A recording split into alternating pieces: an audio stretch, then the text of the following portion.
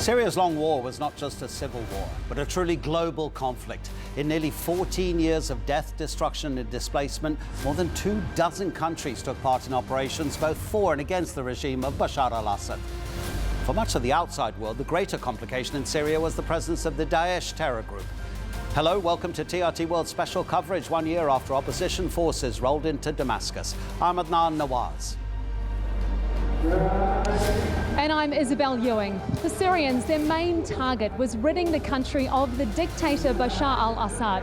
On December 8th, 1 year ago today, that aim was achieved. For the next hour here on TRT World, both here in Damascus and in Istanbul, we'll look back at how the nation suffered 6 decades of repression, and we'll look forward to what comes next.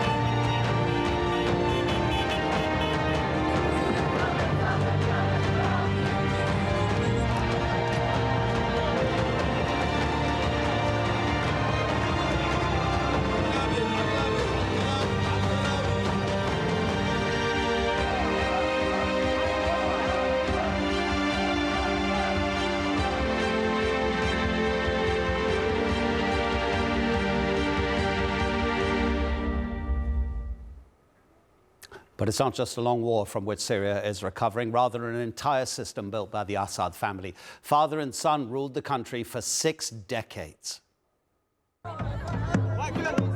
Hafez al-Assad was involved in 3 coups before appointing himself as president in 1971. It was a reign of terror, containing all the elements of dictatorship: detentions, torture, consolidation of power, and murder. In 1982, his army killed up to 40,000 Syrians in the city of Hama. Early in the new millennium, the family patriarch's death brought the son, Bashar al Assad, to power. Ordering a violent crackdown against pro-democracy rallies in 2011 sparked a brutal conflict that would last until 2024. The destruction was unimaginable. The human cost, immense.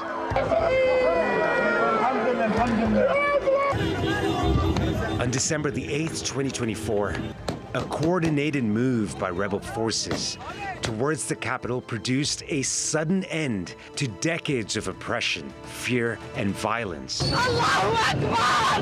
Allahu Akbar, Assad fled to Russia, and Ahmed al-Sharaa would soon be installed as a leader of a nation that is being reborn with every new day. Let's speak to Fadel Abdulghani, the Executive Director of the Syrian Network for Human Rights, who joins us from the Qatari capital, Doha. Fadel, thank you so much indeed for your time. You and I have met a few times over the past 8 years. We've met in person. We've spoken through these electronic connections. When I've been speaking to you, Fadel, I have seen the seriousness which you have approached the issue. I have seen sadness, frustration, anger, so many emotions in your face. What about today? What does it mean today to you to be a Syrian? I think Syria is back to their home own citizen. And also, I'm feeling that whenever I'm crossing the Syrian border, that this is my homeland. I didn't feel when Assad ruled us that this is my country, this is my city. I feel abandoned, that my state abandoned me. Now I am feeling a responsibility toward my country, toward my ministries. I can say that this is our ministries. This is our responsibility to rebuild it, our responsibility to do the reformation. I still think that our path is still long toward more democratic country, toward more civilized respecting law, but the main obstacles being removed. Now everything is possible. Engaging with authority, with respect, with even a space of criticism. I criticized the new authority a lot. In spite of that, they welcomed me, they engaged. There is a discussion how to collaborate that was impossible in Assad era. Any simple criticism, even in the social media, was threatening to me, to my family.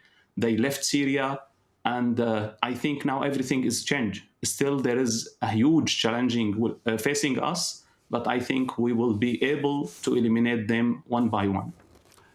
Considering the organization that you founded, in which you are now the head of, there are practical issues, but also philosophical, almost mental challenges that one has to overcome, I presume.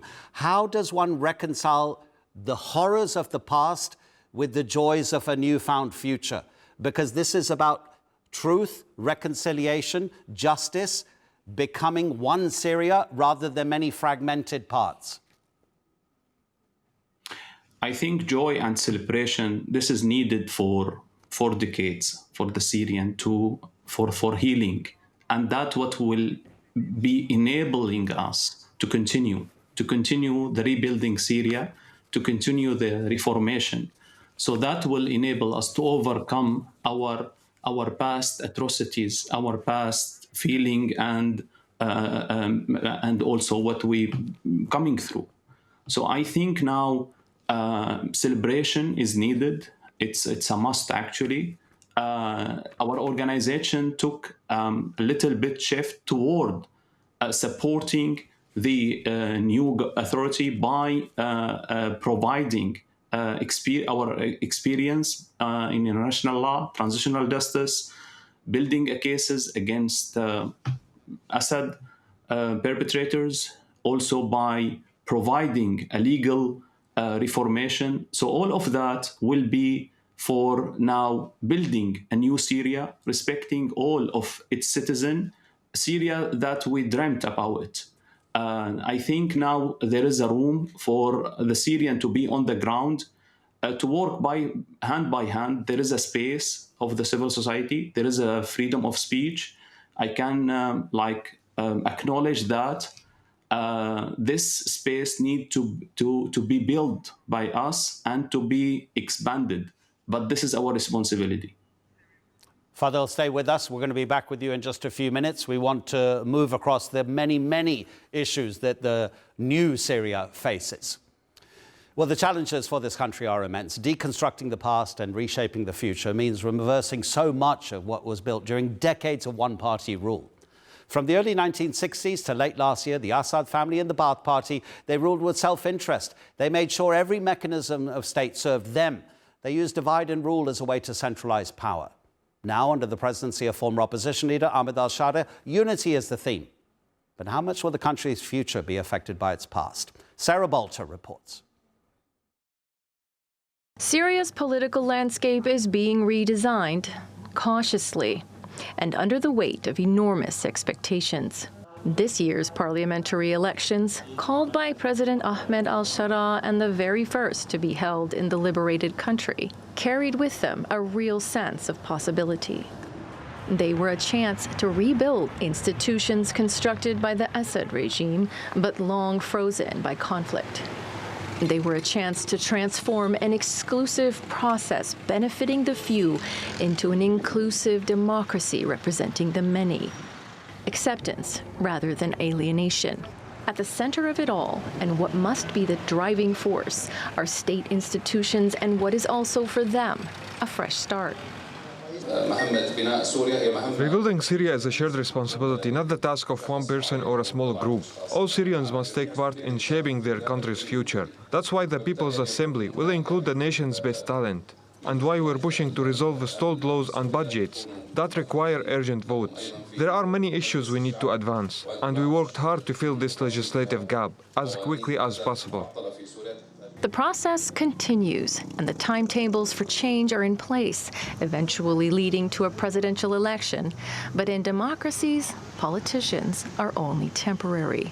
To safeguard the longer-term future, what's needed is a new constitution, one that moves away from serving and preserving the privileges of those loyal to the Assads. And many in the international community are showing their support. We recognize your country's aspirations and challenges, and the path to a better future of new Syria will be Syria-led and Syria-owned. Much in Syria feels fragile right now.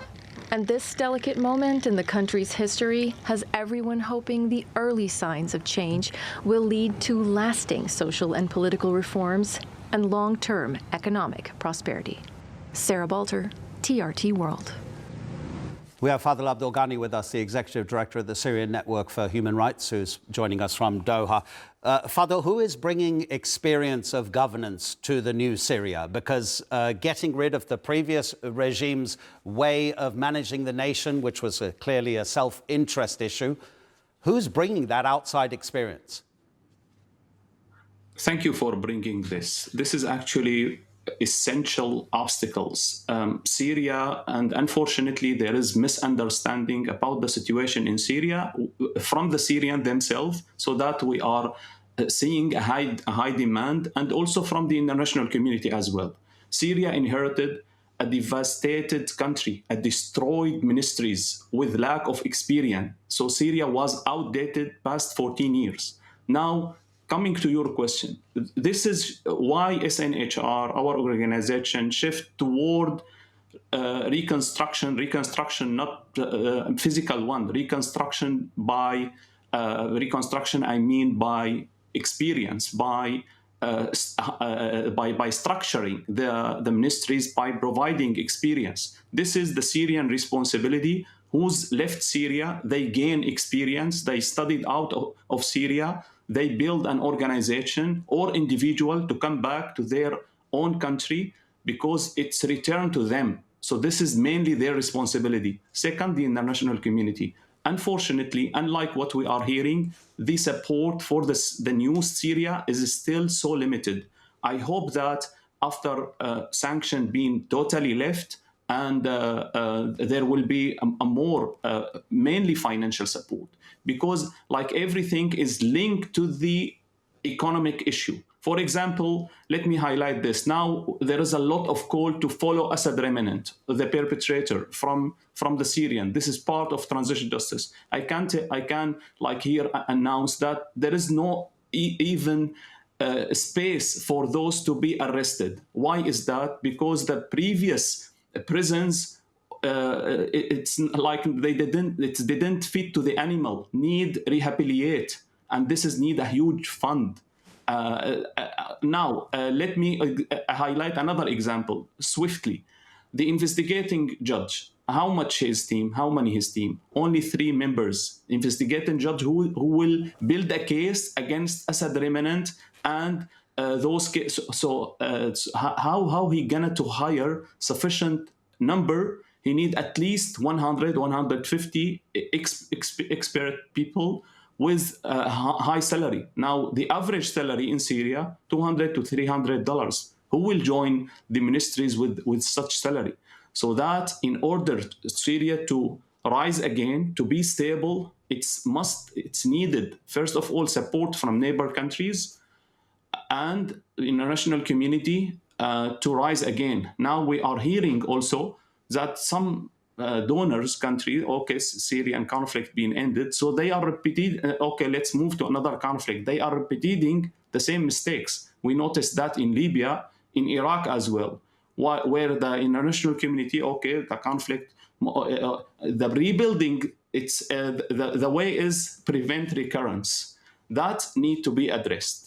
Absolutely. You can imagine that they would have to open special centres for people to come and make their complaints. And as you're talking about, it needs an educated, experienced person to take down that testimony to even begin the investigation.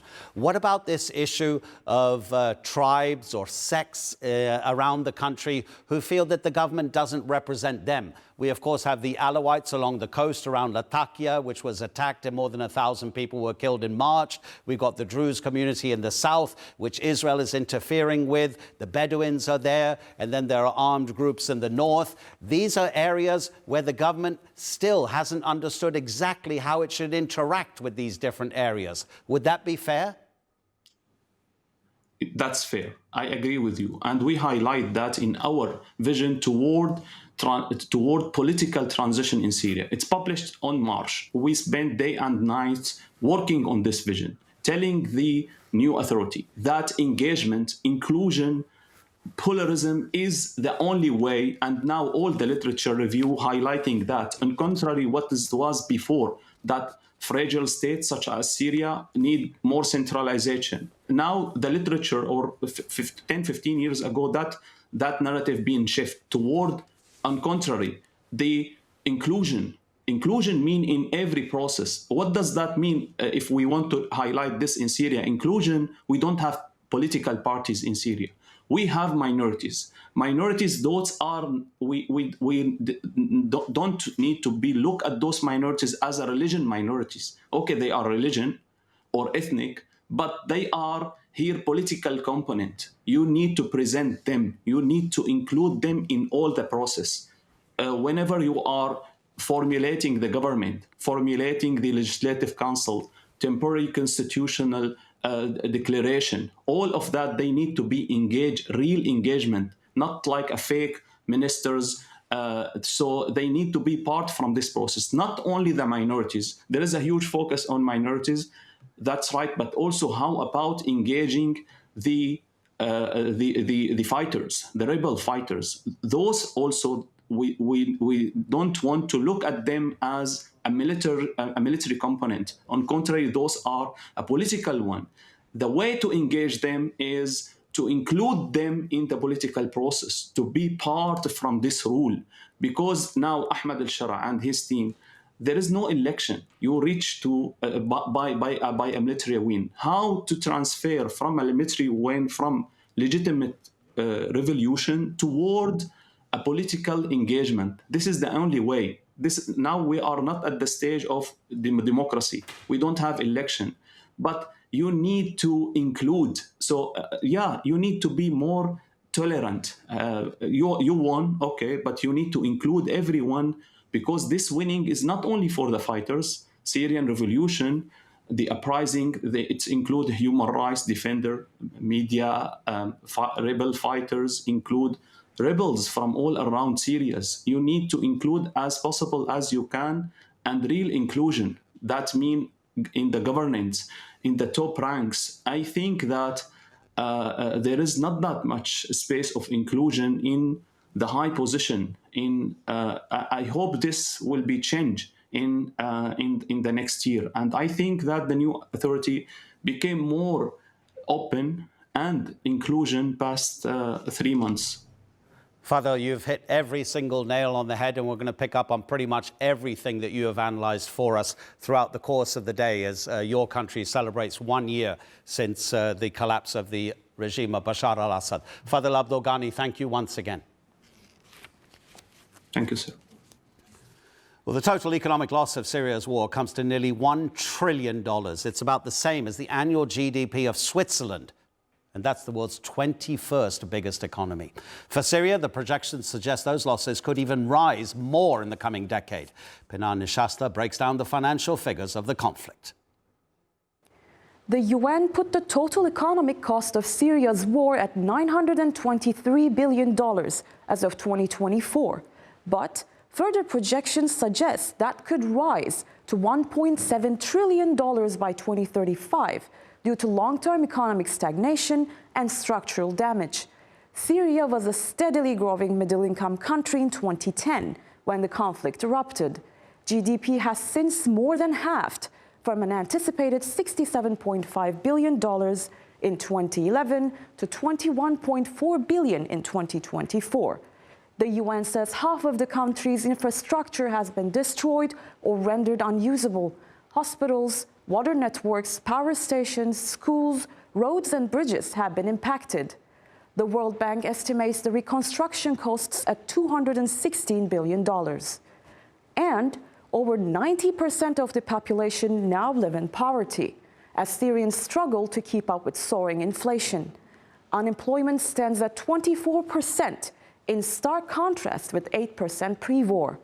75% of the population now depends on humanitarian aid. Let's go to Damascus. My colleague Isabel Ewing is standing by. Over to you, Isabel.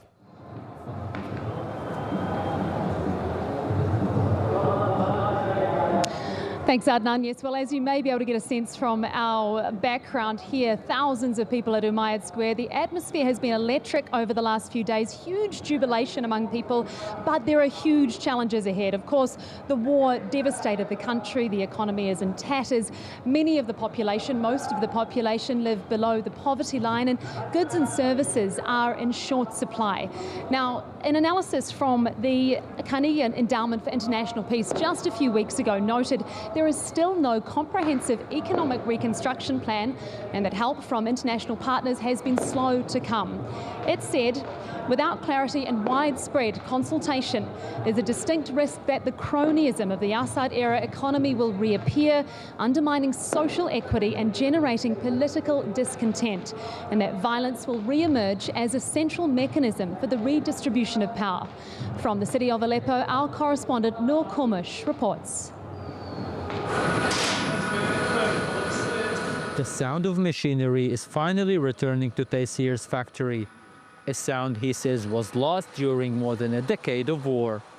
After years of operating at minimum capacity, production lines here are running again.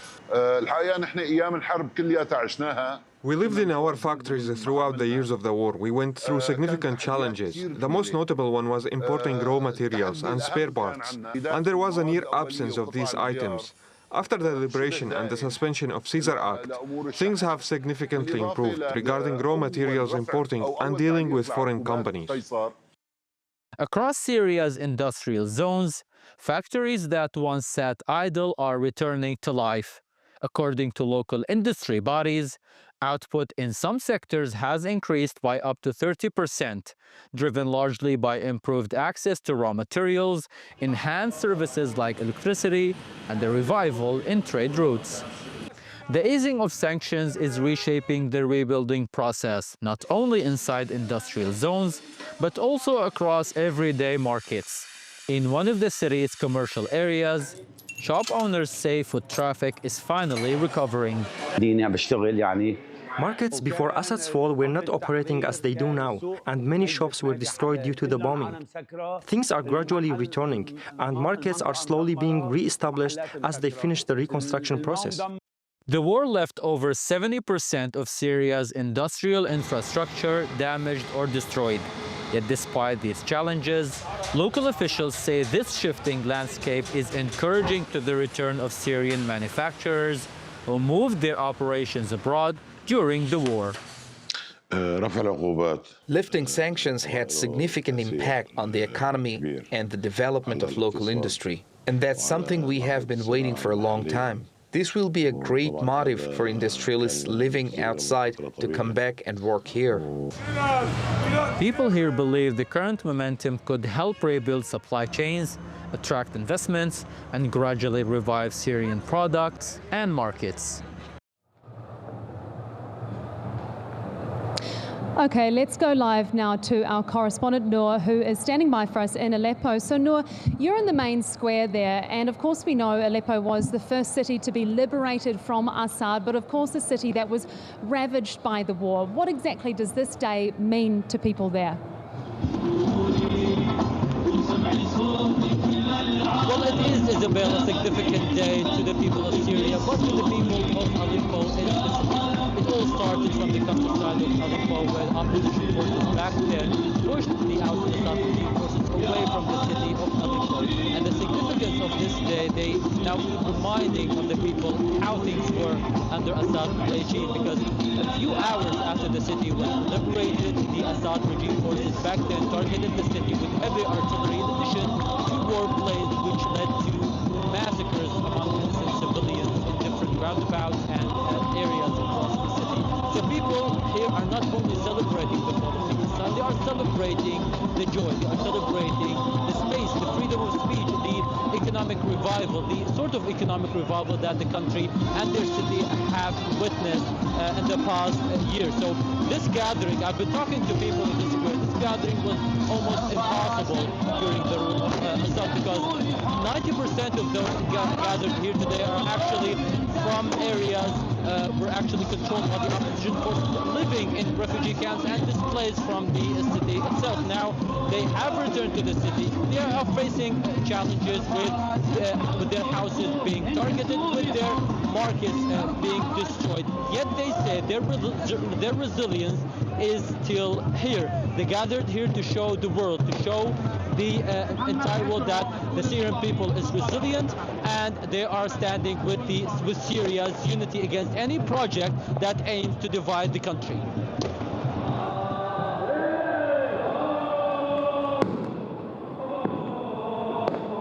Noel Kormush live there from Aleppo. Now back in Damascus, I have doctor and political activist Karim Al-Jian with me on set. Karim, welcome. And I mean, I just want to address the fact that this is an incredibly historic moment that we're standing in front of. I mean, we can barely hear the crew back in Istanbul because of the noise and the fireworks. What's it like for you, having been born in Idlib and then coming back after living overseas to experience this today? Thank you for having me. It's absolutely surreal. Exactly a year ago today, I wouldn't have imagined any of this happening. For 14 years, I've seen this country. I was born in this ancient country, this ancient city around us, Damascus, being decimated by a horrific regime. And to see the offensive that took place, topple the regime at breakneck speed, in the nature in which there hasn't been much destruction and death, relatively speaking, is phenomenal. And I can speak for many other Syrians. We are so happy to be back, and we are so happy to see our families. And after being at such a low point in our country, the only way is up. The only thing now is optimism. Of course, and there are huge challenges as well regarding, I mean, most of the economic sanctions have been lifted, but we heard that report earlier in the show about the potential for a slip back to Assad-era cronyism and problems that were associated with the former regime. So is there an economic reconstruction plan on the cards for the new government? Yes, there's an economic reconstruction plan definitely in the cards. I think the issue is a lot of people don't appreciate that we're building the country essentially not from the top down, but from an old regime. We're using the skeleton of an old regime, which is of course notoriously corrupt. There needs to be a lot of time, there needs to be a lot of trust. There needs to be a lot of trial and error as well. There's a lot of performance indicators right now where we can see things happening at a diplomatic level on the screen. But it doesn't necessarily translate to improvements on the ground. You can see that the Syrian lira, the currency, is still very much inflated. And as you rightly said, many people are below the poverty line, 90% of Syrians, in fact. More than 50% of the country's infrastructure has been devastated. It doesn't take a lot of time to realize that. If you go beyond this beautiful square, the Umayyad Square, to suburbs such as Douma, Jobar, Qaboon, you'll see the scale of devastation and destruction. And the president said in October, we want to rebuild Syria through investment, not through aid and assistance. I mean, him saying there that, of course, aid is not going to do it, really. There's so much damage from the regime, as you've described. We don't see it here in central Damascus, but across the country. So what kind of conditions do you think are required in order for foreign countries to feel confident in investing in Syria? Good question. So, as you rightfully said, we can't depend on aid. The scale of destruction and devastation and the needs analyzed to rebuild the country, it exceeds what aid can provide on an international scale. One thing I'd really like to emphasize is the diplomatic engagement between officials from the government with other governments. You can see there's been a fantastic tour with the foreign minister and the president going to the United States, going to the United Kingdom, opening up their embassies, warming relations with other states that for a long time now have not existed, have been very stale. This is the key. This is the key to reconstructing the country. Also, there's the transnational corporations engagements with the telecommunications industry, with Siemens, with Nokia, engagement with the energy sector such as ConocoPhillips, All these kinds of things take massive stake in rebuilding the country, and honestly, we do really welcome it. And you mentioned your family in Idlib. You've got family members living in Syria. When you speak to them, do they have hope for the future? And what is it why do they place hope in the future? I mean, it's only 1 year on from a horrific regime which held the country under for so many decades. What do they think about the future? The future is bright. The future is very bright. My family come from Idlib in northwest Syria. Now, we were very early to the party. It was liberated a long time ago. I come next to the Turkish border, and our Turkish brothers were so helpful, so accommodating, providing electricity, internet, water to many Syrians, not just the people of Idlib, but millions of Syrians displaced, 2 to 3 million Syrians from across the country internally displaced in the country. We look to our regional allies, our new allies, to help with all this, and we feel like our hearts are warming so much with the help that we've received from everyone, and we really want to reciprocate. We want to be able to contribute, make deals in these sectors. You can see the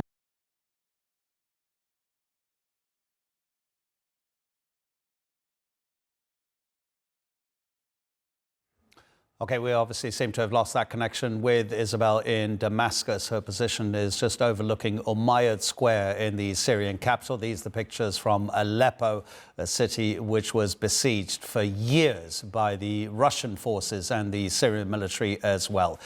Here in Aleppo, half of the city being almost completely destroyed by bombings from Russian and Syrian warplanes. So the celebrations for the people of Aleppo is just as poignant as it is in other parts of the country, although when we come to it over these specials, you might get a better idea of the suffering that the people of Aleppo particularly suffered during the war. Sunnis, Shias, Orthodox Christians, Roman Catholics, Greeks, Assyrians, Turkmen, Alawites, Maronites, there are many more. Syria is religiously and ethnically diverse. It was that diversity the Assads exploited, spending decades creating mistrust between different groups. But it's this diversity the new government has to harness to create a safer and more inclusive nation. Security is an all-encompassing issue, with Syria facing external attacks from Israel and internal domestic tensions between different groups. Reporting from Damascus is our Middle East correspondent, Nizar Sadawi.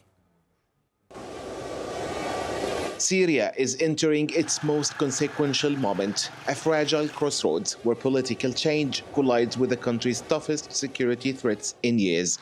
Officials say Damascus is now pushing to reset relations, reinforce security, and rebuild state institutions. Syria holds major geographic and geopolitical weight. It shares more than 900 kilometers of border with Türkiye, and developments inside Syria directly influences Lebanon and Iraq.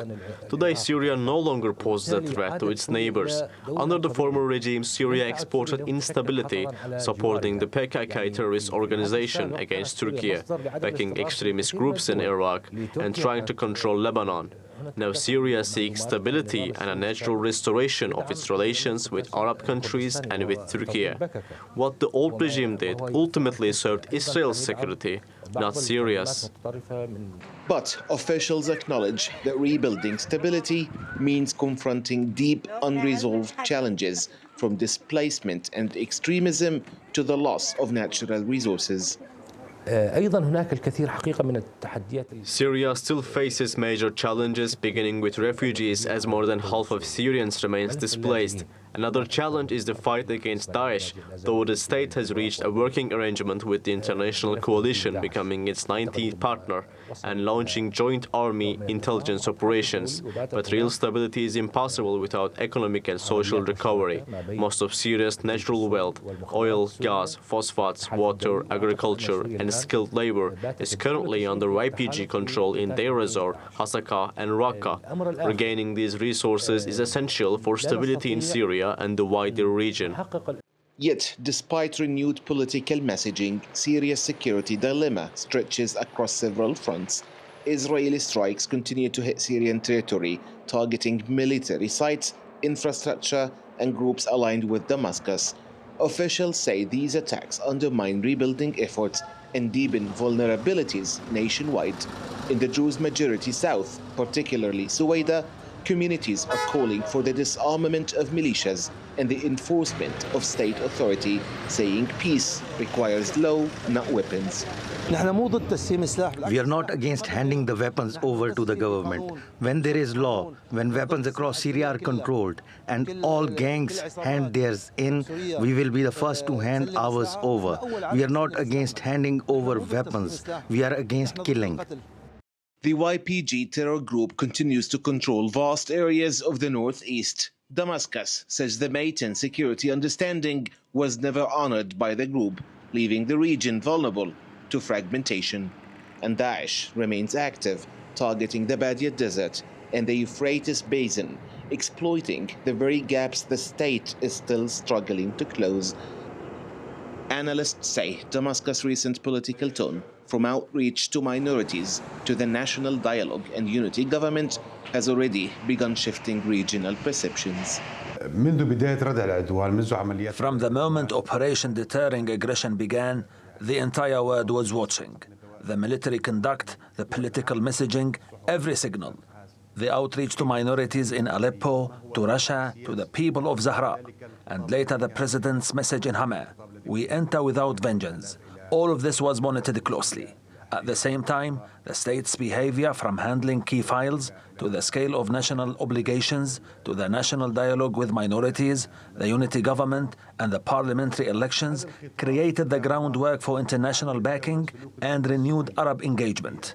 Syria has emerged from 14 years of war and 54 years of authoritarian rule. We don't want new conflicts with anyone. We want balanced relations and a stable future with all.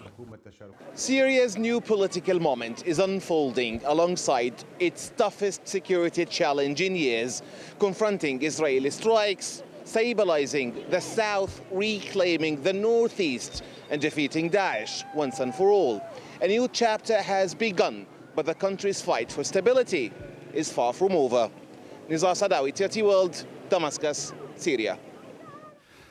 One of the problems is control of territory in Syria is fragmented. There are multiple actors administering different regions.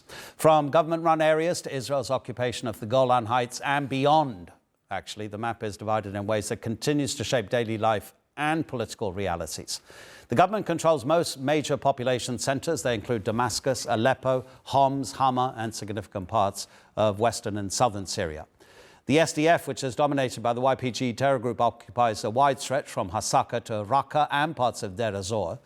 This region includes key oil fields and major river crossings. Its governance functions separately from Damascus and maintains cooperation with the US-led coalition that is still present in the country. In Sueda province in the south, Druze community leaders, you heard a Druze member there speaking in Nizar's report. Local groups there oversee basic governance. The area has generally remained outside major front lines, with residents managing checkpoints, local councils and civil services. Recent protests and economic pressure are increasing calls for more localized decision-making in Sueda. Israel maintains occupation over the Golan Heights, seized, of course, Syria in 1967 and then later annexed. That annexation is not legally recognized internationally. But taking advantage of the overthrow of the Assad regime, Israel has been intensifying its incursions into many southern provinces, including Quneitra. Government data shows Israel has carried out over 1,000 airstrikes and more than 400 cross-border raids in the southern provinces since December last year. Here in the studio is Mustafa Jano, an assistant professor of Middle Eastern Studies at Sakarya University. Mustafa, thank you so much for coming in.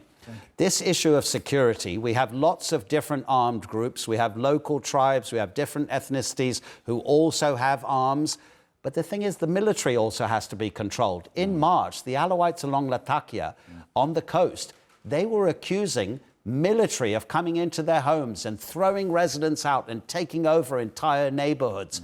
But Ahmed al-Shara was very quick to take action. So everybody has to be controlled almost.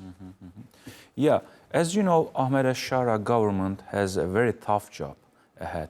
And maybe we can divide this job into two categories. First, the foreign policy issues. And I can say that Shara government was pretty successful at that. And he was able to rehabilitate Syria's foreign policy after almost decades. As you know, since the independence of Syria, since 1946, he was the first Syrian president who met with the US president at the White House. That's right. And after decades later, he was at the international scene at the United Nations General Assembly and spoke to the international community. So, and he also made the sanctions lifted, many sanctions imposed by United States, European Union, United Kingdom, and one of the most important one was the Caesars Act sanction, and it was suspended also for 6 months at the last meeting with President Donald Trump. He was very successful in that area. However, when it comes to the domestic structure and security of the country, we are seeing that many problems arose in the country. As you said, many different armed groups, they are claiming their territories, and they voice different demands, and most of them actually are exploiting the power vacuum right after December 8. And we also are seeing that some of them also got international actors' support, foreign actors' support, external powers like Israel and the United States. Maybe you have talked about the coastal areas like Latakia and Tartus, and there were problems there. There are still minor problems there, we can say. But I think the most important problems are in SDF-controlled area and also Sueda region. Because so the Druze community in the south community. in Sueda, the Bedouin are there, and in the north, we're talking about YPG, terrorist area. YPG dominated SDF. They are refusing to honor the March agreement. As you know, they signed the agreement. They pledged that they are going to integrate into the national army. However, they are refraining from doing that. I think because of the US support, they are waiting for some opportunities to arise, and then they are going to use that opportunity because they are voicing some so-called decentralization demands. And on the other hand, Damascus government, President Ashara, rightfully pointing out that there should only be one army, one armed organization, and they promised to integrate into the national army, but they are refusing. And also Türkiye warned SDF multiple times, and Türkiye is ready to take action if they keep refusing the March, honor the March 10 agreement. Actually, and on the other side of the country, the southern province, Sueda, Hikmet al-Hijri is exploiting the Druze community, the minority's fragility, vulnerability. And as you know, during the Assad government, Syria was also a narco state. There was, Captagon production and trade, and some actors actually are trying to keep that business intact. So I think one of the motivations behind Hikmet al-Hijri's actions is that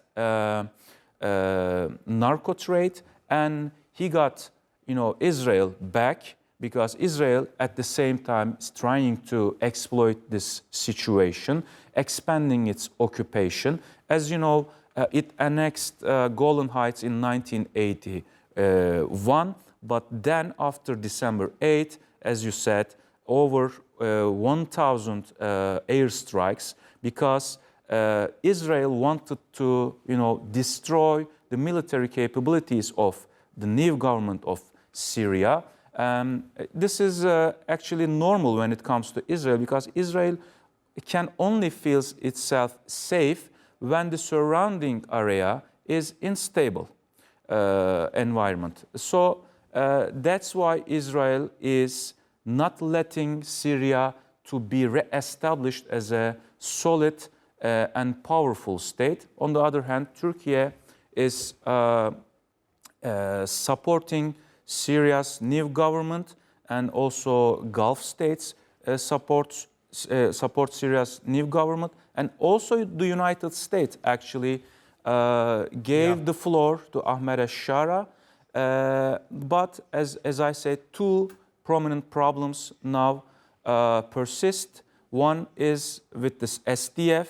This is a YPG terrorist organization, dominated organization, and the other one in Sueda region, Hikmet al-Hijri forces, who is supported by Israel.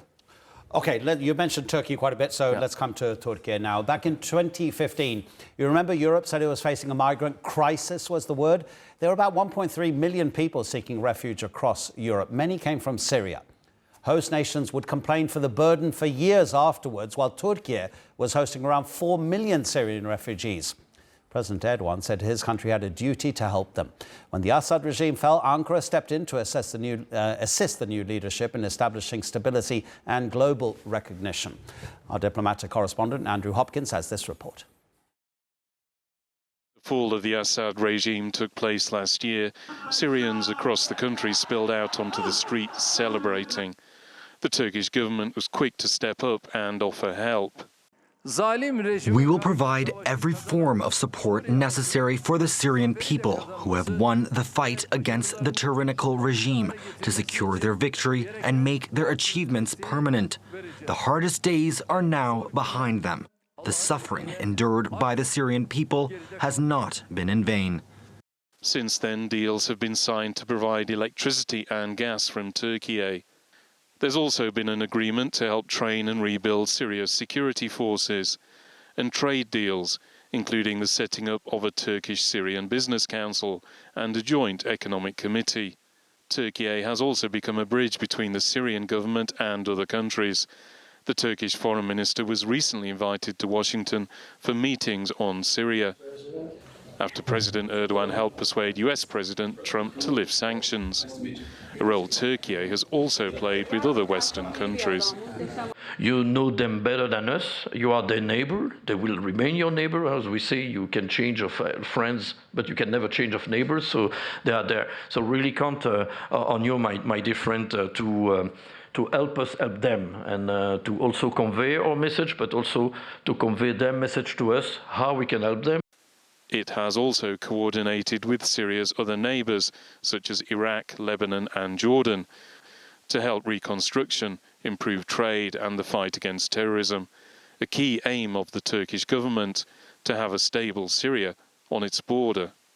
One of the next moves could be the reopening of the Syrian embassy here in the Turkish capital. The building behind me is where it used to be. Diplomatic ties were severed in 2012. Early on in the war. Türkiye has now appointed its first ambassador to Syria in 13 years, and a reciprocal move seems likely. Andrew Hopkins, TRT World, Ankara. We've had a statement from Recep Tayyip Erdogan, the Turkish president, reaffirming his country's commitments to supporting Syria's journey to stability and security. Here's the statement. It's quite brief. We acknowledge, he says, with appreciation and satisfaction, the progress of our Syrian brothers and sisters, the progress they've made over the past year, despite all kinds of difficulties, sabotage attempts and provocations. We'll continue to provide all necessary support for Syria to preserve its territorial integrity and ensure peace among all segments of society. Mustafa Caner is still here, Assistant Professor of Middle East Studies at Sakarya University. In terms of Turkey's importance to Syria's future, people want jobs, people want security, they want housing, they want enough food for their family. The majority of the population is living below the poverty line. How much can Syria help to create a more pluralistic society? That's something very much that has to be driven internally by the Ahmed al-Shara government. But can Turkey's experience, because at the end of the day, when people were voting in Syria before under the Assads, they knew their vote didn't mean anything. Yeah. It's a great question, actually, and you are pointing out the political maturity of Turkey's institutions, democratic culture, civic culture. And sure, these assets would be very helpful for Syrian people, and Turkey also can offer its experts, bureaucrats, politicians to serve and help and support for Syria's political future. As you know, Türkiye supported Syria in many ways. When it comes to, democratic demands, Türkiye put its support behind the opposition. And Türkiye also opened its border for Syrian refugees. And also, Türkiye, with the Astana process, was able to protect Idlib area from mass destruction, potentially from Russian jets, as you know. So Türkiye was very influential to reach to today's picture in Syria. And after today, Türkiye will still, continue to offer its support. And your question was to the point. I think Syria needs a pluralistic society. Syria is a pluralistic society, has a pluralistic society, but the political structure should be as such. So in order to reach a political structure that can have different groups, voices, represent them, and give answers to them, that's the experience, Turkish experience, that I think Syrian people can borrow. As you know, there are many problems inside Syria right now, and security is one of the prominent problems. And Türkiye sees that, because Syria's security, if insecurity persists in Syria, it will pose a great threat to Turkey's security also. So Türkiye at this point cannot differentiate its own security from Syria's security. Yeah. So I think this point will be Turkey's priority, and then political mechanisms and representation, democratic and civic culture. Türkiye surely can help about these topics as well. But first, we should keep Syria united. Syria should keep its territorial integrity intact, and should re-establish its state institutions. And it's a very tough job, because this civil war, almost like 15 years, devastated the country, destroyed the institutions. Maybe it put some suspicious seeds among the society. So in order to re-establish healthy bonds between people and groups, it's a tough job, and Türkiye is ready to offer its help in that regard also. Yeah, I mean, many people think that there should have been more advances, but Mustafa, as we know, after decades and decades of one-family rule, how much can you change in 12 months? It's a very tough job. Thank you very much indeed, Mustafa Caner. Isabel, over to you in Damascus.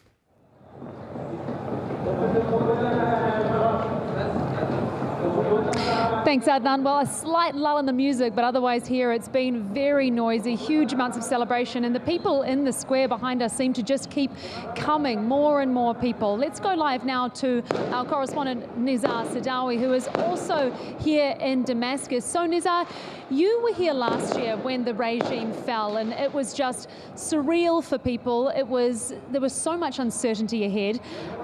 What's changed in the past year in terms of your observations of how people are feeling about the future ahead?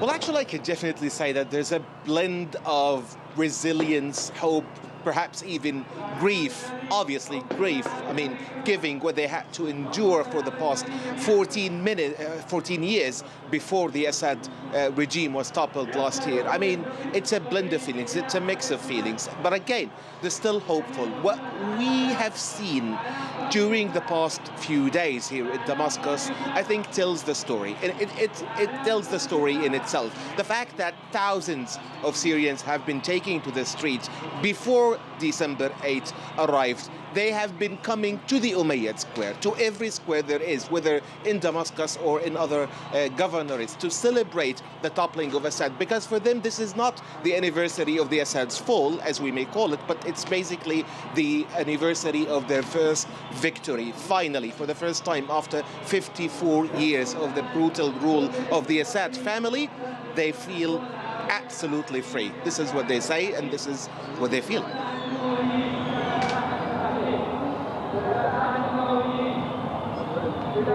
Nizar Sadawi, thank you so much for that. Now, we are going now to our guest again, who is kindly joining us again, Karim Aljian. So, Karim, you are a psychiatrist working in London, and you've got a really good understanding of what the impact of the war has been on the minds of young people and going forward, what the future is like for them. So, I've noticed looking around here that young people have been in jobs like the internal security force. We saw a car drive past, and the guy driving it was really young because, of course, there's not a lot of opportunities for jobs here yet, so that's the sort of opportunity that's available. What other opportunities are available?